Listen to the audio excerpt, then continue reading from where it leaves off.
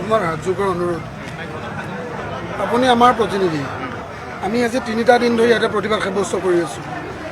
Sir, আপোনাৰ দায়িত্বৰ কথা মই নকওঁ, কিন্তু আমি আশা কৰিছিলোঁ আপুনি এবাৰ আমাৰ ওচৰত আহি প্ৰথমে আমাৰ কি কি কষ্ট হৈ আছে হৈ যোৱাটো হৈ গ'ল। মই টেকনিকেল কথা আছে, এতিয়া ছাৰ আল্টিমেটলি তেওঁলোকে আলোচনালৈও নাহিব ন, বা ময়ো আগবাঢ়িব নোৱাৰিম। সেইটো কথা আপোনালোকে নধৰিব। আপোনাৰ বাইকটো মই দেখিছোঁ, মই আপোনালোকৰ চেণ্টিমেণ্ট আৱেগ অনুভূতি উপলব্ধি কৰিছোঁ। আৰু মই হোৱাহেঁতেন, মই যদি আপোনালোকৰ বয়সৰ থাকিলোহেঁতেন, মই অলপ বেছিয়ে কৰিলোহেঁতেন চাগে। কিন্তু এনিৱে, গতিকে এতিয়া যিখিনি হ'ল ভৱিষ্যতে যাতে নহয়, তাৰ কাৰণে আমি কেনেকৈ আমি একেলগে আগবাঢ়িব পাৰোঁ, আপোনালোকৰ সহযোগিতাটো আমি বিচাৰিছোঁ। ধন্যবাদ আপোনাক। আমি ঠিক আছে, আমি সহযোগিতা কৰিম। আপুনি বাইকটো ল'ব, আমাৰ কথাটো শেষ কৰিব দিয়ক।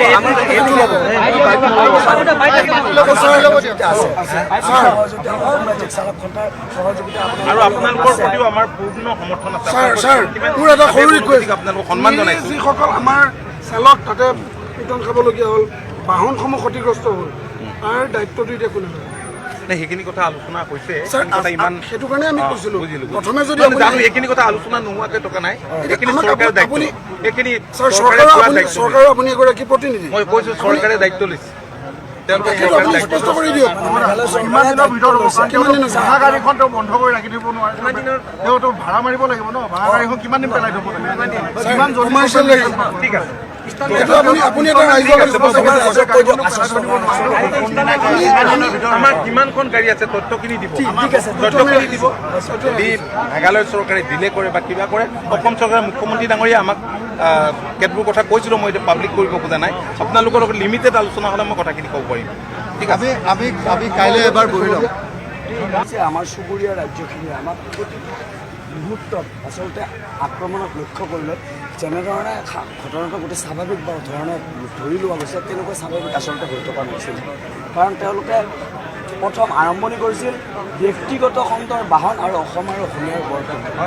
আচলতে দুষ্কৃতিকাৰী বুলি ক'লে নহ'ব, য'ত নেকি মই মন্দি কৰিব বেয়া নাপাব, অকণমান দীঘলীয়া হ'ব কথাখিনি, য'ত নেকি পুলিচ প্ৰশাসনৰ মানুহ তাত আছিল, তাৰ সন্মুখত গাড়ী ভগা হৈছিল, বাধাও কৰা নাছিল, পুলিচে হাঁহি হাঁহি ভিডিঅ' কৰিছিল। পেট্ৰল বোমা নিক্ষেপ কৰিছে, কেইবাখনো বাহন জ্বলাই দিছে, তাত কিন্তু পুলিচ আঘাতপ্ৰাপ্ত হোৱা নাই। তাৰ পৰা এটাই আউটপুট ওলাই আহে, ক'ৰবাত নহয় ক'ৰবাত মেঘালয়ৰ প্ৰশাসন তেওঁলোকৰ লগত অকণমান বুজাবুজি আছে, কিন্তু সেইটো তেওঁলোকৰ আভ্যন্তৰীণ দিশ, তাত মই ক'বলগীয়া মই একো নাই। এতিয়া কথা হ'ল, আমাৰ অসম প্ৰশাসনে যিহেতু ল এণ্ড অৰ্ডাৰ চিটুৱেশ্যন হ'ব নিদিয়ে, সেইকাৰণে আমি কৈছোঁ যে আমাৰ অসমৰ পৰা যোৱা পৰ্যটক, অসমৰ পৰা যোৱা গাড়ীৰ চালক, যিয়ে নহওক ব্যৱসায় কৰিব গৈছে, কাম কৰিব গৈছে, হস্পিটেলৰ কাৰণে চিকিৎসাৰ কাৰণে গৈছে, প্ৰতিজন মানুহৰ সুৰক্ষিত নিশ্চয়তা কিন্তু প্ৰদান কৰিব লাগিব। আৰু যদি সেইখিনি কথাত উপনীত নহয়, তেতিয়াহ'লে কিন্তু সেই কথাখিনি আপুনি ঠিকেই কৈছে। সেই কথাখিনি তেওঁলোকে আজি ৰাজহুৱাকৈ বল্ডলি কৈছে, পাব্লিকলি চহীও কৰিছে, আজি চহী কৰি গৈছে। মুখ্যমন্ত্ৰীগৰাকীৰ লগত মাননীয় মুখ্যমন্ত্ৰীয়েও কথা পাতিছে, ময়ো কথা পাতিছোঁ, আৰু ডেপুটি চিফ মিনিষ্টাৰৰ লগতো কথা পতা হৈছে। তেওঁলোকে কমিটমেণ্ট দি গৈছে, আৰু সেইকাৰণেই মই আপোনালোকক আহ্বান জনাব খোজোঁ, যিটো এটা প্ৰক্ৰিয়া এটা আৰম্ভ হৈছে। সেইকাৰণে আপোনালোকে যাতে এই ক্ষেত্ৰত সহযোগিতা আগবঢ়ায়, আৰু এনে ঘটনা যাতে ভাৰতত সংঘটিত নহয়, তেওঁলোকক বাৰম্বাৰ কৈছোঁ। এইখিনি কথা পাব্লিকলি আৰু ক'ব নোৱাৰোঁ কিমান কথা হয়। আমি এটা ভুক্তভোগী, আমি নিজে স্পৰ্টত থাকোঁ। কথা হৈছে এই যে এটা ইনচিডেণ্টটো বহুত ডাঙৰ 2024 চনত, 25 চনত, 26 চনত এনেকুৱা ধৰণৰ মানে ইনচিডেণ্টবিলাক কৰিলে, তেখেতসকলে ঘটনাবিলাক ঘটালে, কিন্তু আমি তেনেকুৱা ধৰণৰ সৰু সুৰা ঘটনা তাত আমি ভুক্তভোগী। নিজে মই গাড়ী চলাওঁ, নিজে তাত গৈ আমি ভুক্তভোগী যে তাতে আমি যিবিলাক আমি ফেচ কৰিব লগা হয়, আমি কিন্তু সেইবিলাক আমি মিডিয়াত বা ছ'চিয়েল মিডিয়াত আমি প্ৰচাৰ নকৰোঁ।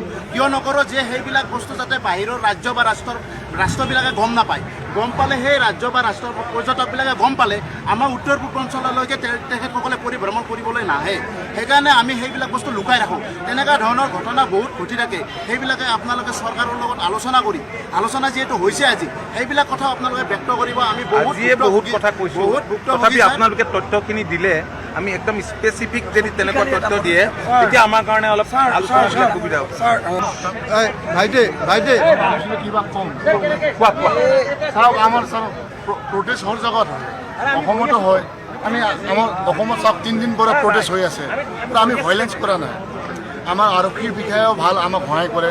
মেঘালয়ত ছাৰ যেতিয়া প্ৰটেকশ্যন হয় মিনছ এইটো আন্দোলন হয় এই অসমকাৰীক টাৰ্গেট কিয় কৰে মোৰ এইটো কুৱেশ্যন তেখেতৰ পুলিচবিলাক কি কৰে ছাৰ পুলিচবিলাক ওচৰত থকাৰ পিছতো ইমান ডেমেজ কৰি আছে ছাৰ আৰু আমাক বহুত বেয়া লাগে ছাৰ এক বছৰো হোৱা নাই চিফ ছেক্ৰেটাৰী আহি কিনে আমাক লিখি কিনে দিছিল যে নেক্সট টাইম এইটো নহ'ব আৰু আজি চাওক ছাৰ এক বছৰো হোৱা নাই আজি এনেকুৱা পৰিস্থিতি আৰু আমাক আশা আছে যে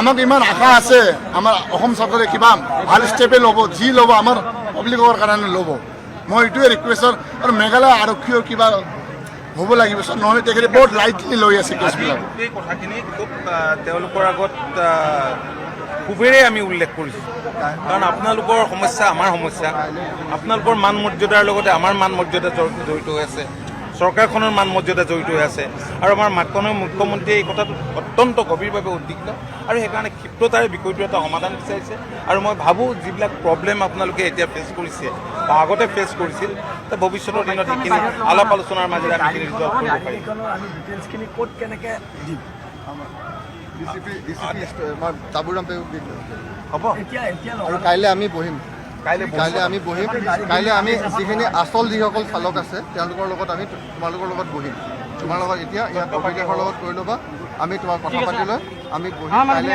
এই যিখিনি একদম যিখিনি ৰাস্তাৰ ওপৰত নাপাতিলেও হয় সেইখিনি আমাৰ ইম্পৰ্টেণ্ট নহয় সেই কথাখিনি কাইলৈ আমি বহিব লাগিব ইয়াত আজি এতিয়াই বহিব তোমাক আৰু বাকী কাইলৈ মই আৰু আগবঢ়াই লৈ যাম মন্ত্ৰী মহোদয় থাকিব ঠিক আছে ঠিক আছে